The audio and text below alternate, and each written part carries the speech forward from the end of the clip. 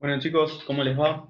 Este es el segundo video de bacilos gram negativos, la segunda parte de bacilos gram negativos correspondiente a bacilos gram negativos curvos. Obviamente los bacilos gram negativos curvos se denominan así porque justamente tienen una forma, ¿sí?, similar a la de una curva o tienen alguna superficie que justamente no es recta como la de los bacilos gram negativos no fermentadores de glucosa o las enterobacterias. Básicamente a los curvos hay que clasificarlos dependiendo de la cantidad de curvas que presenten. Hay algunos que van a tener forma de tirabuzón, que son las espiroquetas, porque van a tener varias curvas, y otros que van a tener una sola curva, ¿sí? Dentro de ellos vamos a encontrar a los géneros Campylobacter y al género Vibrio. Vamos a arrancar por ahí. Básicamente el género Campylobacter, la especie más importante dentro del género Campylobacter es Campylobacter jejuni, ¿sí?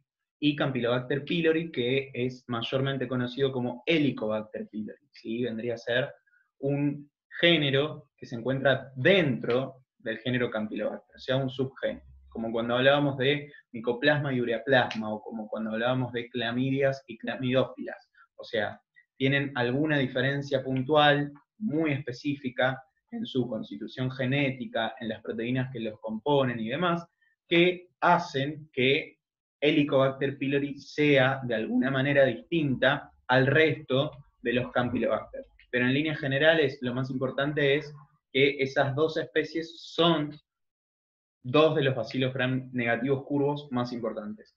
¿Qué características o qué es lo que caracteriza al género Campylobacter? Básicamente el hecho de que tienen flagelos, ¿sí? Son bacilos gram negativos muy móviles. Van a tener un penacho de flagelos, un conjunto de flagelos que les van a permitir desplazarse y que les van a servir como factores de virulencia pero muy importantes para ejercer patogenicidad sobre los distintos tejidos sobre los cuales actúan.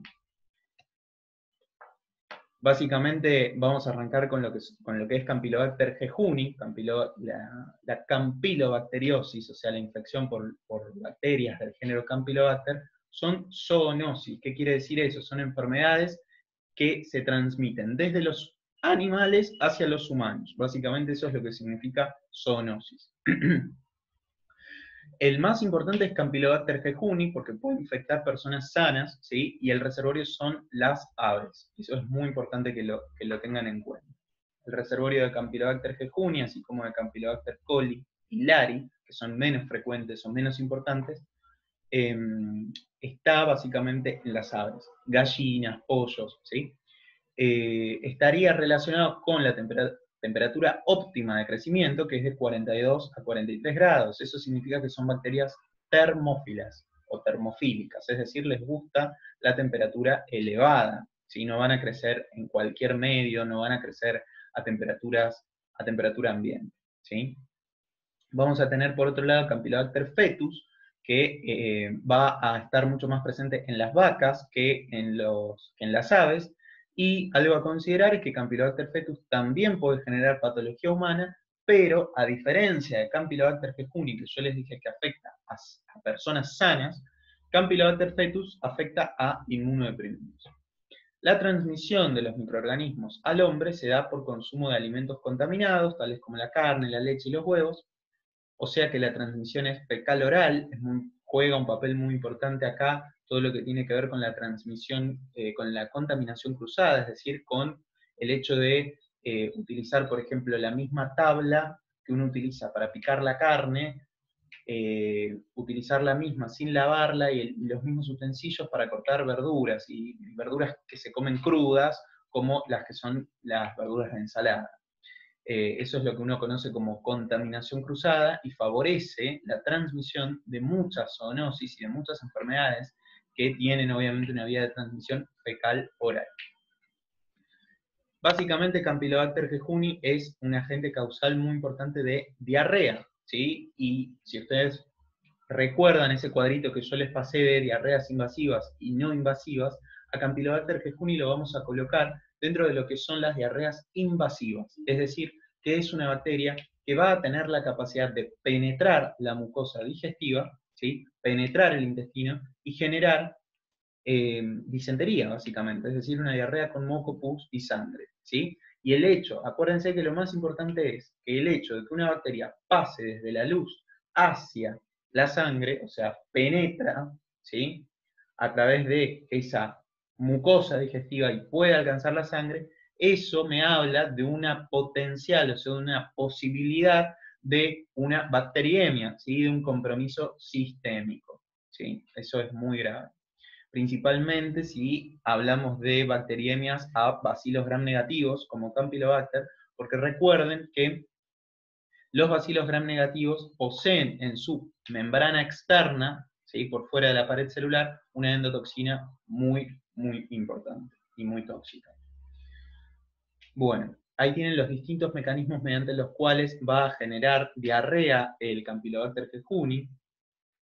Uno de ellos es penetrar a través de la mucosa intestinal, otro de ellos es también a partir de una toxina, o sea que va a actuar por más de un mecanismo, pero lo que me interesa que sepan es que Campylobacter va a ser agente causal de disentería, diarrea disentérica y no de una diarrea acuosa, ¿sí? Generalmente es una diarrea disentérica. Bueno, básicamente cuando hablamos del diagnóstico de Campylobacter jejuni, a mí lo que me va a interesar para hacer el diagnóstico son las heces, porque lo que tengo que hacer es un coprocultivo. Recuerden que el coprocultivo es el cultivo de las heces, cultivo de la materia fecal, ¿sí? Que se toma, básicamente, hablando en forma bruta, digamos, brusca, no le vamos a pedir al paciente que nos traiga el pedazo de materia fecal. O sea, lo que nos sirve como muestra es la materia fecal líquida, ¿sí? Eso es lo que sirve como muestra. No se puede procesar la materia fecal sólida, ¿sí? No se puede colocar eso en un portaobjetos. No se ve nada, no sirve, ¿sí? Entonces se hace con la materia fecal líquida. Básicamente el Campylobacter se va a diagnosticar por métodos directos, ¿sí? Vamos a hacer ya sea la observación en fresco, la tinción de Gram o bien cultivo. Recuerden que para cultivar a un Campylobacter voy a necesitar que la temperatura sea la óptima, que es de 42 grados aproximadamente, para que estos microorganismos se reproduzcan, porque recuerden que son bacterias termófilas. En Rosario, la mayoría de los casos de diarrea disenteriforme son debidos a esta etiología, Campylobacter jejuni. Y se sabe que esta bacteria puede ocasionar síndrome de Guillain-Barré como secuela, básicamente, de las infecciones. Bueno, como les decía, el género Helicobacter es un subgénero dentro del género Campylobacter. Básicamente es una bacteria que es distinta a las demás. Básicamente es una bacteria muy, muy, muy resistente al pH ácido estomacal, y eso es lo que la caracteriza, porque va a poder colonizar el estómago de determinadas personas, generando una infección crónica. Básicamente el Helicobacter pylori es un bacilo gram negativo curvo que se asocia a muchos procesos patógenos, desde una gastritis aguda hacia una gastritis crónica. Se la considera una bacteria oncogénica, ¿sí? Porque va a ser agente causal de transformación neoplásica a nivel del estómago, pudiendo generar cáncer de estómago, pudiendo generar también cáncer de los ganglios linfáticos asociados al tejido gástrico, es decir, el tejido linfático asociado a mucosas. Todas esas entidades patológicas están asociadas a la presencia del Helicobacter pylori a nivel del estómago de una persona. Es un microorganismo que tiene factores de virulencia, varios factores de virulencia, que le van a permitir, básicamente, romper esa famosa barrera moco-bicarbonato, ¿sí? Que nosotros estudiábamos en primer año y que se encuentra a nivel de ese estómago, ¿sí? Evitando justamente el daño de la mucosa por el ácido clorhídrico. Los factores de virulencia del Helicobacter pylori van a ser la ureasa, que como su nombre lo indica, destruye la urea. Si destruye la urea, genera amonio. ¿Sí? El amonio es un componente alcalino, ¿sí? Entonces, Obviamente la ureasa le permitirá al Helicobacter pylori alcalinizar el medio para poder resistir, para poder adaptarse a ese medio. Va a tener una citotoxina que se llama CAG-A, ¿sí? Que sirve para degradar la mucosa, directamente actúa sobre la capa epitelial de esa famosa barrera mucobicarbonato, va a ser catalasa positivo, va a tener ese famoso penacho de flagelos que le va a servir para introducirse en la capa de moco, para desplazarse, para penetrar, y va a tener muchas adhesinas que van a favorecer su unión sobre la mucosa. Básicamente, como habíamos comentado recién, coloniza la mucosa gástrica con facilidad, o sea, en una persona que ingiere a ese Helicobacter pylori, porque la transmisión es fecal-oral, se cree, no está bien definido, pero se cree que la transmisión del Helicobacter pylori es fecal-oral, y gracias a todos esos factores de virulencia, va a poder afectar en algún punto a esta famosa barrera moco-bicarbonato.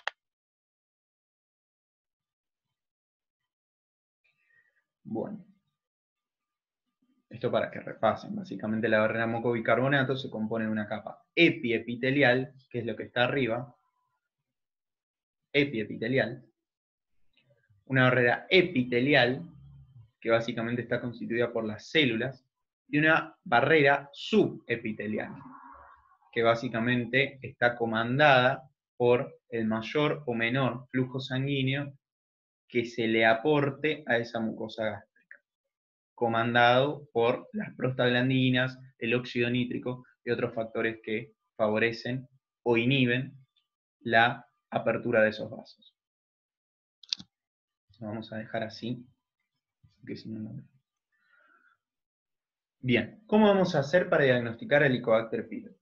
Fíjense.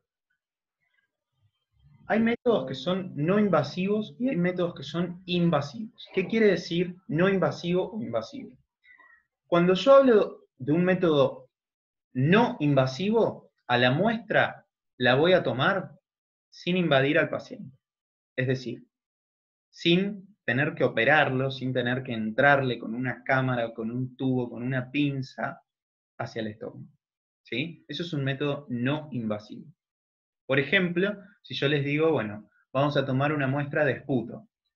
Escupís, ¿sí? Viene el esputo. Eso es una muestra, es un método no invasivo, porque vos no estás invadiendo al paciente. Ahora, si vos me decís un método invasivo y, por ejemplo, una biopsia, porque vos para tomarle biopsia al paciente, le tenés que hacer una biopsia de estómago, le tenés que hacer una endoscopía. O si le tenés que tomar una muestra de biopsia del hígado, lo tenés que operar, le tenés que aplicar algún tipo de cateterización, algún procedimiento que justamente invade al paciente. ¿Estamos? Siempre se van a preferir los métodos no invasivos frente a los, se van a preferir los no invasivos frente a los invasivos. El tema acá con el Helicobacter pylori es que los métodos no invasivos no sirven o no están ampliamente difundidos. El primero que tenemos acá es la prueba del aliento. Básicamente la prueba del aliento consiste en evaluar en el aliento que elimina esta persona la presencia de dióxido de carbono radiactivo. Básicamente al paciente se le da un jugo, ¿sí?, que contiene básicamente urea marcada con un elemento radiactivo. Esa urea marcada con un elemento radiactivo, el paciente la va a tomar. Si tiene Helicobacter pylori en su estómago, ese Helicobacter pylori que posee ureasa va a desdoblar esa urea y generar amonio y dióxido de carbono. Eso se va a eliminar a través del aliento y es lo que la persona va, lo que se va a detectar mediante este test, que es un test que se puede hacer en el laboratorio. ¿Qué es lo que pasa? Ese test acá en Rosario no está. Está en Buenos Aires solamente, no está ampliamente difundido.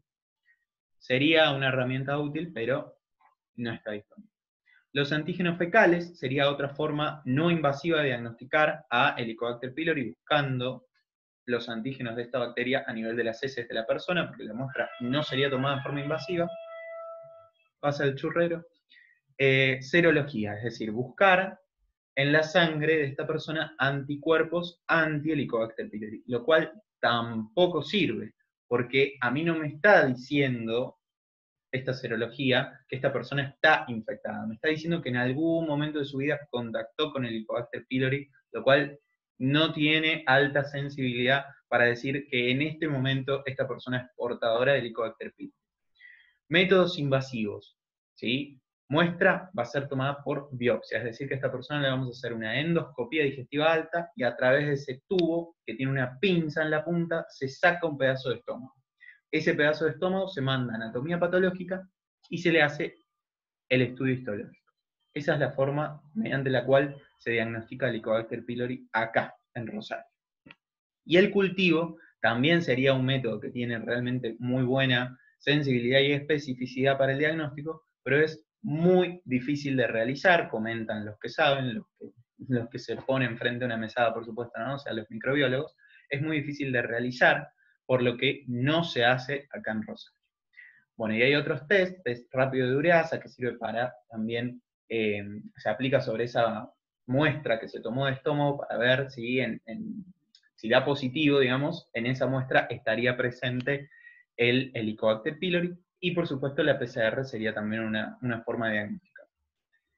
Bueno, lo más importante a la hora de sospechar que mi paciente tiene Helicobacter pylori es la clínica, porque un paciente que tiene una infección crónica por Helicobacter pylori va a tener una clínica de gastritis, ¿sí? A repetición. Es un paciente que va a tener dolor epigástrico, ¿sí? Que lo va a manifestar como una languidez de estómago. ¿Por qué languidez? ¿Qué significa lánguido? Lánguido significa vacío, significa flaco, ¿sí? Significa que algo está tan vacío que te duele. ¿Por qué? Porque esta persona se va a despertar, ¿sí? Con el estómago vacío, ¿sí? Ese estómago se va a ver afectado por todo el ácido clorhídrico que existe a su nivel, y eso es lo que más irrita, ¿sí? Y más afecta a esta persona. Entonces esa languidez de estómago es característica de las personas que tienen gastritis crónica. Van a tener también pirosis, ¿sí? Es decir, una sensación ácida a nivel epigástrico, a nivel retroesternal, eso también es característico. Y, obviamente, la presencia de estos síntomas por mucho tiempo. Bueno, hasta ahí con Campylobacter.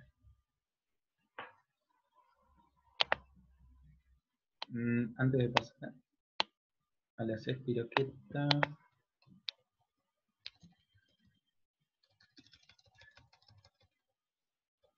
Acá. El género Vibrio. Para terminar con los bacilos gram negativos curvos de una sola curva, dentro del género Vibrio, el único que nos interesa conocer, y hasta ahí, porque en realidad actualmente al cólera lo estudiamos como una enfermedad histórica, como algo del pasado, como algo que en su momento ha representado realmente la enfermedad que más muertes se ha llevado a lo largo del mundo. Pero por suerte, actualmente esta enfermedad no es frecuente. El Vibrio cholerae es el agente causal del cólera, es un bacilo gram negativo curvo de una sola curva, tiene forma de coma, que característicamente se lo dibuja de esa manera. Básicamente, lo más importante que tienen que saber sobre el cólera es que el reservorio básicamente son los mariscos, ¿sí? Los mariscos contaminan el agua y el humano toma esa agua contaminada. Entonces, un agente importante relacionado con las infecciones por Vibrio cholerae tiene que ver con la falta de agua potable, porque una persona que tiene agua potable en su casa no necesita consumir agua de mar, agua de río, agua de fuentes que no sean el grifo o la canilla de su casa, ¿sí? Entonces, básicamente, el Vibrio cholerae se transmite a partir del consumo de agua contaminada, y la transmisión entre personas se da por vía fecal oral. Es decir, personas, de vuelta, volvemos a todo lo que veíamos en el ser humano y su medio, la falta de básicamente todo lo que tiene que ver con el saneamiento, ¿sí? Todo lo que tiene que ver con la eliminación de las excretas, todo eso favorece todo lo que sean las infecciones de transmisión fecal oral. ¿Por qué? Porque una persona defeca, básicamente elimina bacterias a través de esa materia fecal. Si esa materia fecal contacta con el agua que otras personas toman, hay una transmisión importante de bacterias. ¿Qué es lo que va a generar el cólera y por qué genera muerte? Básicamente porque el cólera, el Vibrio cholerae, tiene una toxina que se llama toxina colérica, ¿sí? Que genera, fíjense, cuando hablamos de diarreas toxigénicas, la diarrea colérica es el prototipo de diarrea toxigénica, porque las toxinas, como yo ya les comenté, no actúan penetrando a nivel de la mucosa intestinal, sino que actúan desde la luz, generando algún tipo de ruptura, algún tipo de alteración a nivel de los enterocitos. Esas alteraciones que se generan sobre los enterocitos hacen que la fisiología normal del intestino se vea alterada, ¿sí? La diarrea colérica es una diarrea secretoria por excelencia, va a haber mucha secreción. En vez de tener un intestino predominantemente absortivo, vas a tener un intestino predominantemente secretor. Secreta agua, ¿sí? Ese agua, ¿qué hace? Logra deshidratar a la persona, ¿sí? La persona va a tener un cuadro de diarrea, una diarrea muy acuosa, que se caracteriza por esto, básicamente es una diarrea en agua de arroz, se la llama, ¿sí? Esta es la característica fundamental, mucha agua se pierde, ¿sí? Es una diarrea muy abundante de posiciones con mucho contenido de agua. Básicamente eso, bueno, acá tenemos a este muchacho consumiendo agua de una fuente obviamente no potabilizada. Básicamente, ¿cómo diagnosticamos al cólera? Bueno, básicamente la muestra van a ser las heces y el diagnóstico va a ser directo, se puede hacer cultivo y o detección de antígenos, ¿sí? Cultivo y o detección de antígenos. O sea, de la toxina colérica en las heces. Bien, ahora sí, pasamos a las espiroquetas, que acá me quedaron mal. Ahora sí. Bien, ahora sí. Las espiroquetas son básicamente los bacilos gram negativos que tienen muchas curvas. Fíjense, nosotros habíamos dicho que Campylobacter y Vibrio tenían una sola curva. Fíjense la cantidad de curvas que presentan las espiroquetas. La característica fundamental que tienen estas bacterias es que son muy móviles, se mueven mucho. Y otra característica fundamental es que son incultivables, no las vamos a cultivar, ¿sí? Tampoco las vamos a ver con un microscopio común, porque son muy móviles, se ven mediante un microscopio de campo oscuro. Un microscopio común es el microscopio que tiene un campo brillante, porque yo tengo en el fondo un campo que es luz, ¿sí? Acá necesito tener un campo oscuro, que son microscopios que van a tener un tipo de lente especial, un tipo de iluminación especial, que me van a permitir evidenciar esta imagen. En realidad esto es una foto, pero cuando uno observa directamente con un microscopio de campo oscuro a una muestra en donde se encuentran espiroquetas, se ve cómo se mueven estas espiroquetas. Bien, al igual que otros bacilos gram negativos curvos, son móviles gracias a los flagelos. En este caso los flagelos los van a tener pegados a la membrana. Y eso es lo que les permite moverse en todos los planos del espacio. Bueno, dentro de las espiroquetas vamos a tener una que es Leptospira interrogans, es el agente causal de la leptospirosis. Esta es una enfermedad que la van a ver mejor en la UP número 9, debido a que en la UP 9 es donde uno ve todo lo que tiene que ver con las enfermedades endémicas. La leptospirosis es una zoonosis muy importante en nuestro país, es una de las principales, y es uno de los diagnósticos diferenciales que me debo plantear cuando se me presenta enfrente un paciente con un síndrome febril inespecífico, que es básicamente lo que tiene el paciente de la UP9. Un síndrome febril inespecífico es un cuadro caracterizado por fiebre, sin afectación respiratoria, de menos de 7 días de duración, que además se asocia a malestar general, a cefaleas, a mialgias, ¿sí? Es un síndrome febril inespecífico, básicamente. Dentro del género Leptospira, bueno, lo único que nos interesa es Leptospira interrogans, es el agente causal de la leptospirosis. ¿Cuál es el factor fundamental que debe estar presente o que está presente en la mayoría de los casos en los cuales hay transmisión de leptospirosis? El contacto con agua estancada. básicamente las inundaciones como principal factor relacionado con la leptospirosis. También se asocia la leptospirosis a básicamente meterse en lagunas, ¿sí? Meterse en zonas del río donde el agua no está muy movida, en zonas del río donde, como el agua no está muy movida, hay muchos animales que viven alrededor y que defecan o que orinan en el agua. Entonces también, por ejemplo, meterse en alguna laguna, en algún lago, podría resultar un antecedente a considerar en un paciente en quien sospecho leptospirosis. ¿Cuál va a ser la zona endémica? La zona endémica va a ser básicamente Santa Fe, Entre Ríos y provincia de Buenos Aires, aunque se sabe que es una enfermedad que tiene una distribución en todo nuestro país. El reservorio principal van a ser los perros y los roedores, principalmente las ratas, ¿sí? La principal fuente de infección de la leptospirosis para nosotros son las ratas. Básicamente las formas de transmisión son diferentes, pero la más frecuente, a ver, esta bacteria se va a encontrar presente en los distintos fluidos de la rata. Entonces, como esta rata va a orinar en el agua, y si nosotros contactamos con ese agua, básicamente la bacteria va a lograr ingresar en nuestro organismo. Esa es la forma más frecuente de transmisión. Esto se puede dar en forma directa, o sea, la transmisión se puede dar en forma directa o indirecta. Directa sería básicamente yo voy y contacto con la sangre de la rata, cosa que es muy poco probable. Indirecta sería contactar con agua que contiene orina de rata. Entonces, esa es la forma más frecuente. También se sabe que el Leptospira interrogans puede penetrar piel sana, aunque obviamente va a ser mucho más fácil para la bacteria atravesar la piel rota. O sea que si yo me meto a esa laguna, a ese río, o si camino en esa inundación con lesiones en los pies o con lesiones en las piernas, ¿sí? Con excoriaciones de la piel, la bacteria haya mucho más fácil el ingreso a mi organismo de esa manera.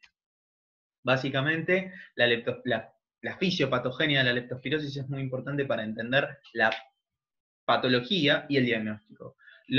Bueno, obviamente siempre va a haber primero una fase de incubación, ¿sí? Pero bueno, cuando la leptospira interrogans ingresa al organismo, lo primero que va a haber es una fase de leptospiremia, es decir, leptospira en sangre, ¿sí? La bacteria se disemina y viaja a través de la sangre. Más o menos desde el día 10, esa bacteria se empieza a eliminar en la orina. Entonces, entramos en una fase que se llama leptospiúrica, ¿sí? Y también lo que vamos a tener en esta fase es la formación de anticuerpos, ¿sí? Entonces, antes del 10.º día, no voy a buscar en orina a esa leptospira interrogans. Básicamente, como dice acá abajo, primero vamos a tener una fase de incubación de 10 días aproximadamente, que va a ser obviamente asintomática como toda incubación. Luego vamos a entrar en esa fase de leptospiremia, ¿sí? Que va a durar hasta una semana, 10 días, ¿sí? Donde el paciente va a tener un síndrome febril inespecífico, como les comentaba recién, y luego entramos en esta fase leptospiúrica, ¿sí? Hay distintas formas clínicas de enfermedad para la leptospirosis. En el 90-95% de los casos se presenta como una leptospirosis anistérica, que básicamente es un síndrome febril inespecífico. Es una persona que tiene, repito, fiebre, dolor de cabeza, dolor de cuerpo, malestar general, no se puede levantar de la cama, inyección conjuntival, ¿sí? Pero no más que eso. Después, en el 5% de los casos vamos a tener una leptospirosis ictérica. Básicamente, la Leptospira interrogans es una bacteria que tiene mucha afinidad por el hígado. Es decir, cuando yo cursé injuria había un docente que era el doctor Befani, que era el jefe de la cátedra. Él siempre, cuando te tomaba la UP número 5, que es de ictericia, él siempre preguntaba qué agentes causales de ictericia conoces. Clasificámelos en bacterias, virus, hongos y parásitos. Virus, todos podíamos contestar, porque básicamente los virus de las hepatitis. Y bueno, y cuando te preguntaba bacterias, ¿sí? Bacterias que pueden generar ictericia, bueno, todos fallaban en esa pregunta, y básicamente el Leptospira interrogans sería la principal bacteria causal de ictericia, ¿sí? Justamente porque tiene mucha apetencia por el hígado y puede generar distintos grados de compromiso sobre el hígado. una insuficiencia hepática, básicamente. Además de otras manifestaciones, porque en realidad se la llama leptospirosis ictérica porque tiene mucha apetencia por el hígado, pero en realidad también genera neumonía, meningitis, insuficiencia renal, o sea, fallo en muchos otros órganos. Y en un porcentaje muy bajo de los casos, la leptospirosis puede generar una afección muy importante de los pulmones, generando un síndrome pulmonar hemorrágico muy grave, similar al del hantavirus. Pero eso es muy raro. O sea, lo que tienen que saber es A y B, los puntos A y B. Bien, ahí tienen, bueno, un poquito de lo que es la clínica, ¿sí? De cada una de estas fases. Bueno, ¿cómo vamos a diagnosticar la leptospirosis?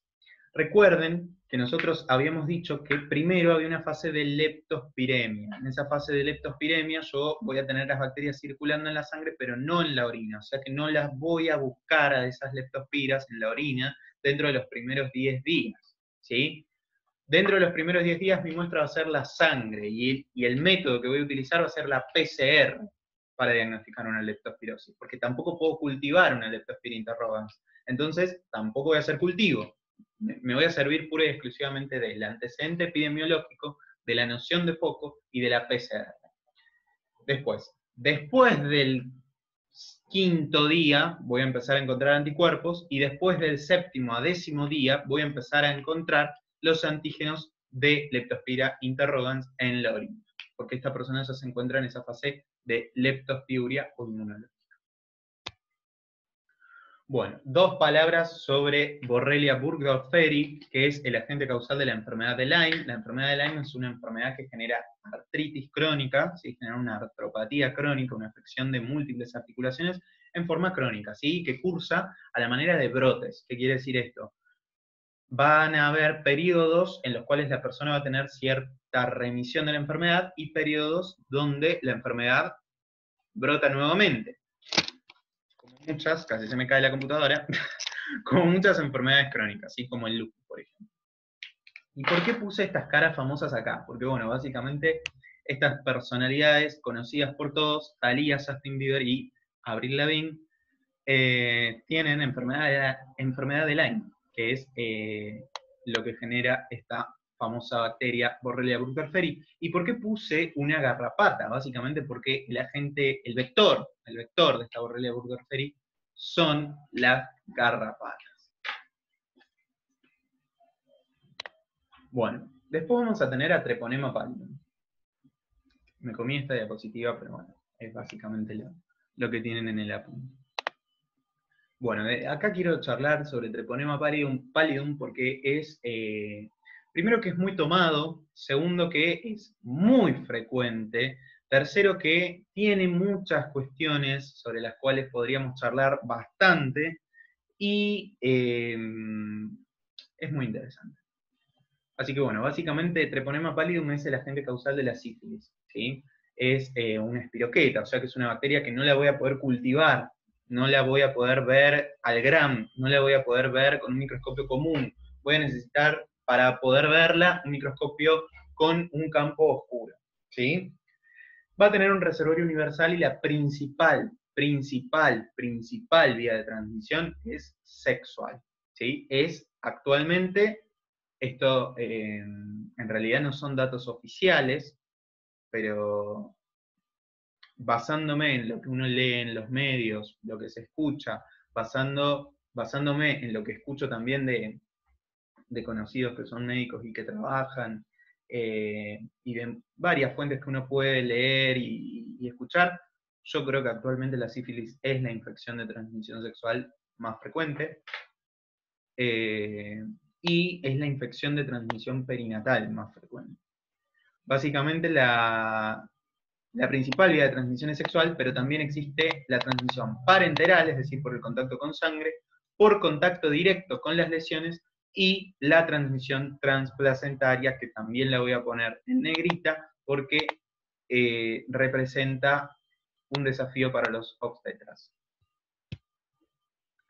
Bueno, ¿cómo vamos a clasificar a la sífilis? Básicamente la sífilis se clasifica primero en 2 grandes grupos, la sífilis temprana y la sífilis tardía. La sífilis temprana básicamente es la que se diagnostica dentro del primer año de infección. Es decir, primer año, la persona, acá estamos en abril del 2020, la persona se infectó en junio del 2019, es decir, todavía su sífilis es temprana. ¿Estamos? ¿Cómo sé yo que esta persona se infectó dentro del último año? Tengo dos formas de saberlo. Una de esas formas es mediante la clínica, porque una persona que tiene clínica de sífilis es una persona con una sífilis temprana. Se infectó hace menos de un año. No hay forma de que tenga clínica de sífilis y que su sífilis sea tardía, de más de un año de evolución.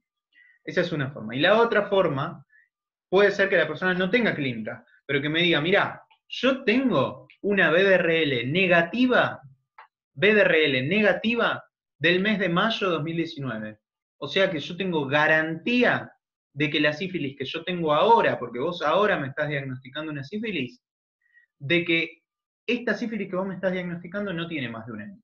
¿Se entiende? Básicamente esa es la forma que yo tengo de saber qué evolución tiene la sífilis de mi paciente. Entonces, dentro de la sífilis temprana voy a tener la sífilis primaria, la sífilis secundaria y la sífilis latente precoz. Y después tenemos la sífilis tardía. Bueno, para cerrar con la temprana, la sífilis latente precoz básicamente es una persona que se encuentra asintomática, no tiene síntomas de sífilis, ¿sí? La respuesta inmunológica ha sido capaz de controlar la infección lo suficiente para eliminar los síntomas, pero no ha erradicado al treponema pallidum, o sea que el treponema pallidum sigue presente en la circulación y en los tejidos. ¿Cómo me doy cuenta que esta persona tiene sífilis? Porque le hago una prueba diagnóstica y da positivo. ¿Y por qué es latente precoz? Porque es latente porque la persona está asintomática y es precoz porque tiene menos de un año de evolución. O sea, es el ejemplo que les puse recién. No tiene síntomas, pero tiene una BDRL que a mí me dice que hace menos de un año se infectó. ¿Sí? Si estamos en abril y ahora le da positiva y en octubre le daba negativa, tiene menos de un año esa sífilis, ¿se entiende? Bueno. Después pasamos a la sífilis tardía. Dentro de la sífilis tardía vamos a encontrar al periodo latente tardío, al periodo latente de duración indeterminada y a la sífilis terciaria. Bueno, vamos a arrancar con la sífilis temprana, perdón. O reciente, es lo mismo. La sífilis reciente dijimos que estaba constituida por la sífilis primaria, en primer lugar. La sífilis primaria básicamente es el primer estadio de la sífilis. Quiero que hagan esta asociación. Sífilis primaria, chancro sifilítico y ganglios. Sífilis primaria, chancro sifilítico y ganglios. Sífilis primaria, chancro sifilítico y ganglios. ¿Sí? Básicamente 3 a 4 semanas después de la infección se va a manifestar a través del sitio, ¿sí?, de penetración de los treponemas al organismo, se va a manifestar esta lesión, que a mí me gusta decir que tiene forma de pepa de membrillo, porque básicamente tiene bordes indurados, con un centro ulcerado, ¿sí?, muy eritematosa alrededor, y que tiene la gran característica de que es indolora. Es una lesión indolora. Y eso, como siempre, todo lo que es indoloro, pasa inadvertido y es más grave para el paciente, porque un paciente que tiene algo que no le duele es un paciente que no consulta, ¿sí? Y un paciente que no consulta es un paciente que deja la infección a su libre albedrío. Y la infección puede evolucionar. Básicamente el chancro sifilítico va a estar presente un determinado tiempo, que puede ir 1 a 2 semanas, ¿sí?, a nivel del sitio de inoculación de los treponemas, ¿sí?, y luego va a desaparecer sin dejar cicatriz. ¿Eso significa que la persona se curó? No, la persona sigue teniendo treponema pallidum circulando en su interior, en sus tejidos, en su sangre, ¿sí? Entonces, por eso es muy grave que una persona que tenga esto no consulte. Y ustedes se preguntarán, ¿quién no va a consultar si se ve eso? La realidad es que algo que no duele, no llama la atención, o muchas veces uno dice, eso se me va a ir solo, y se les va solo, y no consultan, o no consultan porque tienen vergüenza de que alguien les vea el pito, o básicamente no se lo ven nunca, porque si esto te sale en el glande y sos un varón, porque obviamente un varón, ¿cuántas veces al día se ve el pene?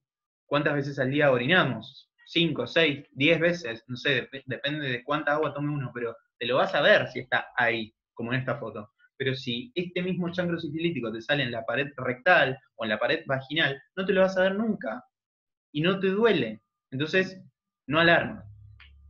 ¿Estamos? Bien. Y como les dije, chancro y ganglios. ¿Por qué ganglios? Porque va a haber una adenopatía regional, es decir, dependiendo de dónde se encuentre la lesión. Acá la tenemos en el pene, o sea que los ganglios inguinales son los que van a estar comprometidos. Van a estar muy agrandados, van a estar duros, ¿sí? Quizás indoloros también. Bien. Entonces, como habíamos dicho, sífilis primaria, chancros, ganglios, 3 a 4 semanas posinfección, decimos sífilis secundaria, sifilides, condiloma plano o lesiones mucosas, adenopatía generalizada, 2 a 3 meses posinfección. Básicamente esto es así. La sífilis secundaria se caracteriza por lesiones cutáneas, ¿sí? Lesiones cutáneas que se llaman sifilides. Ese es el nombre que recibe. Básicamente es un exantema, ¿sí? Ese exantema de la sífilis puede manifestarse como pápulas o pueden manifestarse como máculas. No sé si ya estarán viendo algo de la UP4, pero básicamente una pápula es una elevación circunscrita de la piel. Y una mácula es una lesión no elevada. Mácula es una mancha. Es decir, que yo la toco y no está sobrelevada, ¿sí? Una pápula sí. Bueno, se puede manifestar de las dos formas. A la sífilis secundaria los dermatólogos la llaman el gran simulador, porque es una infección que en la piel se puede manifestar de múltiples maneras, ¿sí? Entonces, básicamente, si tienen un paciente con estas características, con un exantema de estas características, lo ideal sería revisarlo con guantes, ¿sí? ¿Dónde van a aparecer estas sifilides? Principalmente en palmas, plantas y tronco, ¿eh? Bien, y lo más característico que van a tener en la sífilis secundaria son las lesiones mucosas. Lesiones mucosas, que se pueden manifestar como lo que se llaman condiloma plano, que no es ni más ni menos que una placa a nivel de la mucosa, pero se puede manifestar de otras formas también. Se puede manifestar básicamente como fisuras, fisuras vaginales, fisuras rectales, se puede manifestar como úlceras, que pueden ser dolorosas en este caso, ¿sí? Y que van a perdurar, y van a durar 2, 3 semanas, ¿sí? En algunos casos pueden durar hasta un mes, estas lesiones mucosas. Y las lesiones mucosas son las más contagiosas, ¿sí? Las más contagiosas. En esas lesiones mucosas se encuentran un alto tenor de treponemas. Bien.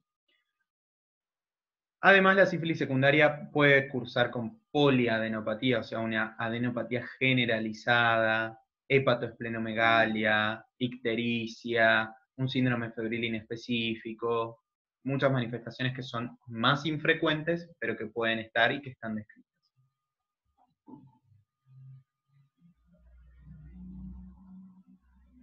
Bueno, acá volvemos a lo mismo. Si todas estas lesiones el paciente las deja pasar, ¿sí? Y no consulta, se van a ir solas, Pero el paciente no va a estar curado. Y va a pasar a un periodo que se conoce como sífilis latente precoz, es decir, el paciente va a estar asintomático ahora. Perdón, no, sí, precoz, voy bien, perdón. El paciente ahora va a estar asintomático, pero seguimos dentro del primer año. ¿Sí? Esto ya se los expliqué, básicamente es un paciente que está asintomático, pero yo sé que se infectó dentro del último año. Después tenemos la sífilis tardía, es decir, después de un año de que el paciente se infectó. Dentro de la sífilis tardía voy a tener a la sífilis latente tardía, que es lo mismo que decíamos recién, o sea, el paciente está asintomático, pero ya pasó más de un año de que se infectó, y tengo garantía, porque la última BRL negativa que mi paciente tiene es de hace más de un año. Entonces yo interpreto esa sífilis como una sífilis latente tardía. ¿Estamos? O una sífilis latente porque no tiene síntomas, de duración indeterminada. ¿Qué quiere decir esto? De que el paciente no sabe cuándo se infectó, no tiene síntomas, tiene sífilis porque tengo pruebas positivas ahora, pero el paciente no sabe cuándo se infectó, porque nunca se hizo un test previamente, porque el último test que se hizo fue hace 10 años, ¿se entiende? O sea, el paciente no sabe cuándo se infectó y no hay garantía de que esto se haya producido durante el último año, por lo que se la considera una sífilis tardía. ¿Y por qué es tan importante saber si una sífilis es tardía o reciente? porque el tratamiento cambia, chicos. Ustedes ahora en tercer año no tienen que saber tratamiento, pero sepan que va a ser importante. Bueno, y la sífilis terciaria, que actualmente no se la ve, o sea, es totalmente infrecuente y la tienen que conocer también como como algo histórico, porque realmente representó una enfermedad que en su momento fue muy grave, muy frecuente. Básicamente la sífilis terciaria va a cursar con gomas, ¿sí? Las gomas son un tipo de lesión cutánea, ¿sí? Cutánea o mucosa, ¿sí? Y además visceral, porque estas gomas pueden aparecer tanto a nivel cutáneo, mucoso o visceral. Las gomas básicamente son nódulos, ¿sí? O tubérculos que se encuentran a nivel de la piel, que tienen la capacidad de necrosar lo que se encuentra por debajo. O sea que son básicamente lesiones que van a ser muy penetrantes y muy destructivas de todo lo que se encuentre por debajo. Básicamente inician siendo chiquititos, pero fíjense el goma sifilítico que tiene esta persona a nivel cervical. Muy grande, ¿sí? Obviamente todo esto, toda esta lesión va destruyendo estructuras que se encuentran por debajo, ¿sí? Y eso es lo más grave que tiene ese goma, no tanto la cuestión estética y eso, ¿no? Obviamente, porque destruyen vasos, destruyen nervios, destruyen hueso, ¿eh? ¿Estamos? Bueno, y también hay una afectación visceral, o sea, pueden aparecer esos gomas, esas lesiones, a nivel de determinadas vísceras, ¿sí? Principalmente a nivel de los huesos, a nivel de los testículos, ¿sí? Y muy característico a nivel de la aorta, ¿eh? La afectación más característica de la sífilis terciaria es un aneurisma, son los aneurismas de aorta torácica descendente, al igual que la neurosífilis. Esto lo vamos a poner en negrita. Las dos características más importantes de la afectación visceral en la sífilis terciaria sería la neurosífilis, ¿sí? Y la sífilis cardiovascular. Pero bueno, insisto con que no es lo más importante porque realmente la sífilis terciaria no se ve. La sífilis congénita básicamente corresponde al pasaje de treponema pallidum desde una madre infectada a un niño, a un feto, mejor dicho, que va a ser mayor esta transmisión durante el primer trimestre de embarazo, pero sepan que la sífilis es la infección de transmisión sexual que más veces vamos a buscar en una embarazada. La vamos a buscar una vez por trimestre y una vez en el último mes de embarazo. O sea, muchas pruebas se les hace durante el embarazo a la mamá para ver si está infectada y hacerle el tratamiento cuanto antes. La sífilis congénita va a generar distintas manifestaciones en el niño. Algunas manifestaciones son tempranas y tienen que ver con esto que ustedes ven acá. Básicamente es un niño que nace con una sífilis secundaria, con las manifestaciones que mencionamos recién para la sífilis secundaria. Otras manifestaciones van a ser la meningoencefalitis, que también puede ser temprana. Otra manifestación va a ser una rinitis muy característica que se llama una coriza sifilítica. Todo eso es temprano, es decir, que el chico ya nace con eso. Pueden nacer muerto, pueden nacer con un hidrops fetalis o hidropesía fetal, que es básicamente un edema generalizado, ¿sí?, del feto. Todo su organismo está edematizado, y hay obviamente una fase circulatoria en todos los órganos que llevan indefectiblemente a la muerte del recién nacido. Y también vamos a tener manifestaciones que son más tardías. ¿Por qué? Porque la sífilis, el treponema pallidum, cuando es transmitido por vía vertical, tiene mucha afección por el hueso y por los cartílagos. Entonces genera básicamente condritis, es decir, inflamación de los cartílagos, y esos cartílagos van a ser posteriores huesos. Entonces, si el chico sobrevive, puede presentar distintas malformaciones óseas, tales como los dientes de Hutchinson, que los vemos ahí en la imagen, y otras malformaciones óseas, como el paladar hendido, como malformaciones a nivel de los huesos largos, y demás.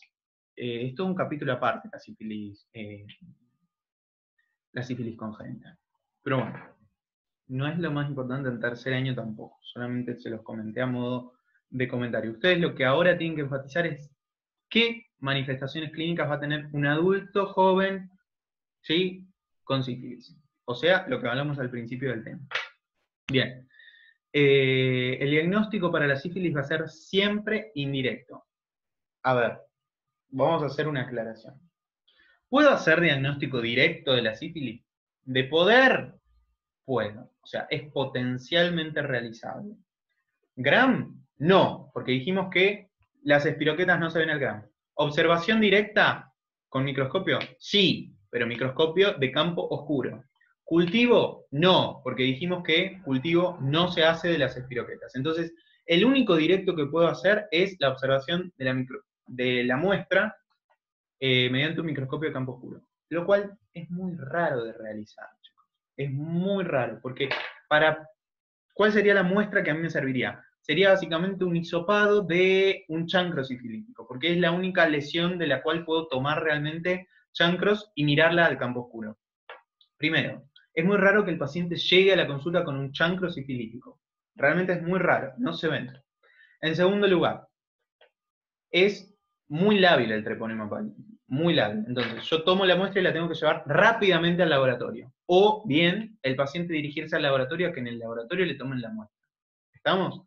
Eso es muy importante porque si no, en el camino, desde el lugar donde yo le tomé la muestra hacia el laboratorio, los treponemas en la muestra se pueden morir.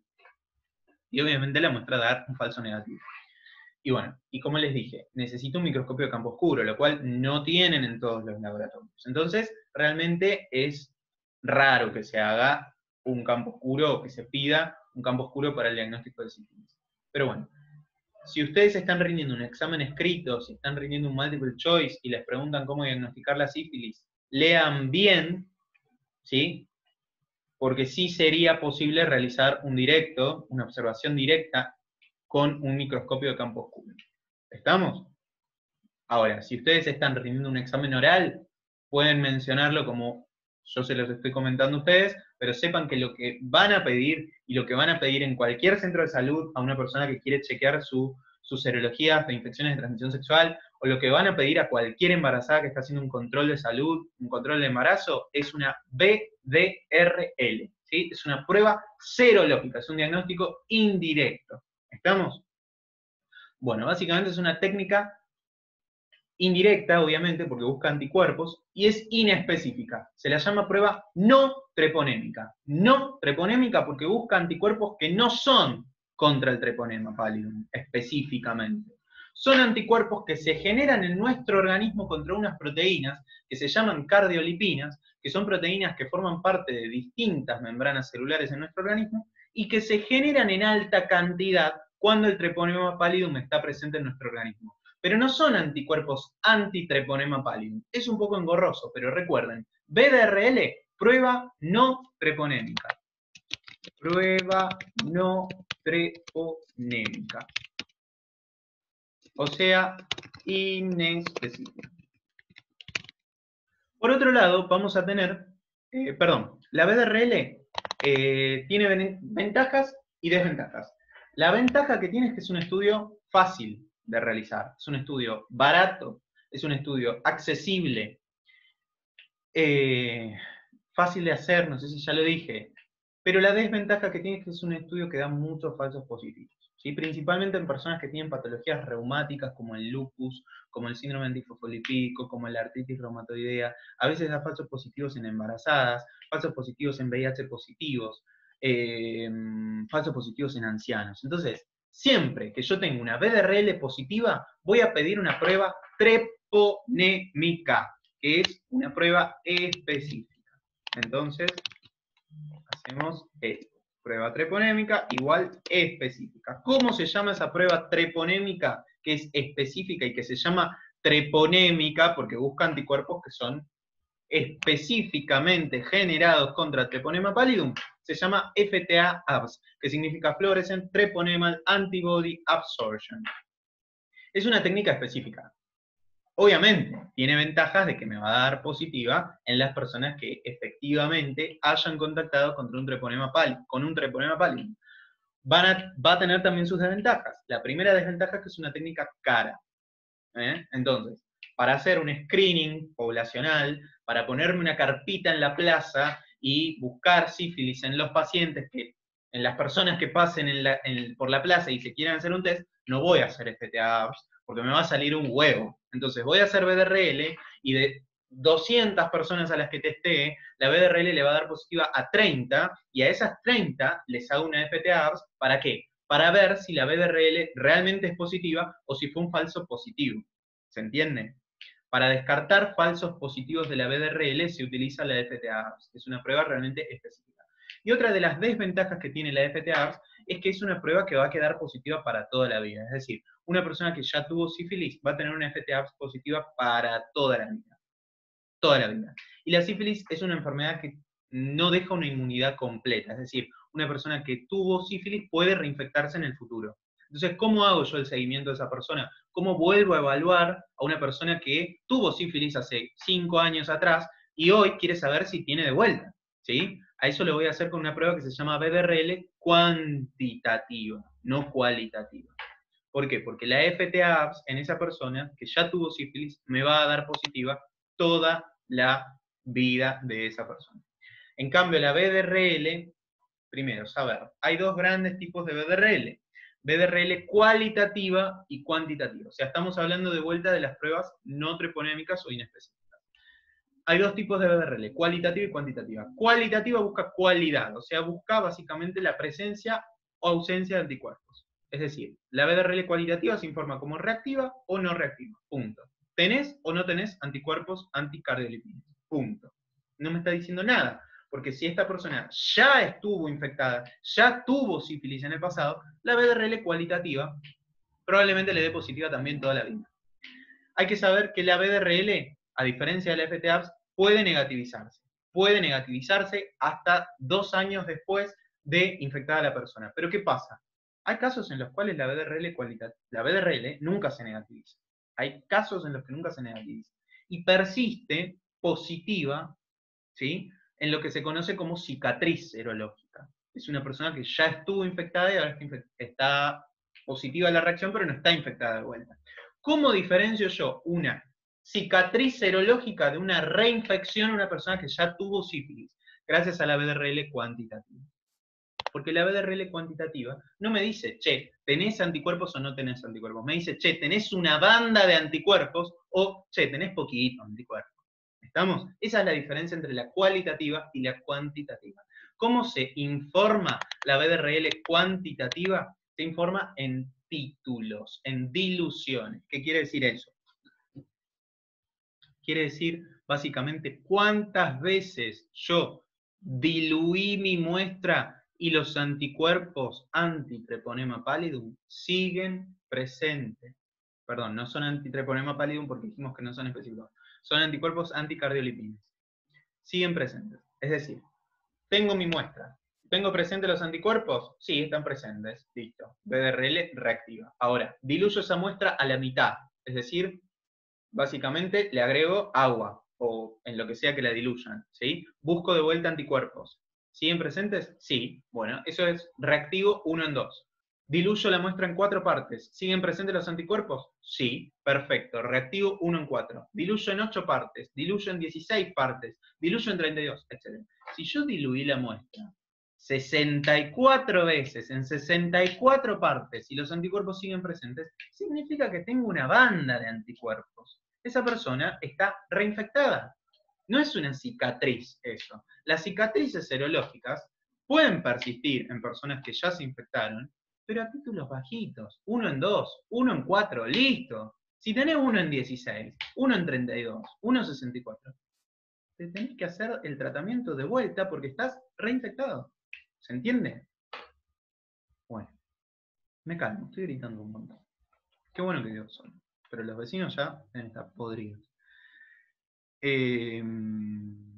Bueno, acá les puse que la BDRL cualitativa me permite hacer un seguimiento de los pacientes que ya hayan tenido sífilis. Y me permite diferenciar, obviamente, las cicatrices serológicas de las reinfecciones. Acá tienen la definición de una cicatriz serológica. Bueno, no puse diapositiva final, pero esta es la última. Así que bueno, muchachos, espero que se haya entendido todo lo referente a bacilos gram negativos curvos. Realmente bacilos gram negativos es un tema interminable. Fíjense todo lo que hablé, y esta recién es la segunda parte de bacilos gram negativos. Nos faltan los no fermentadores de glucosa y los nutritivamente exigentes. Así que bueno, a estudiar, muchachos. Les mando un beso grande a todos y que estén bien.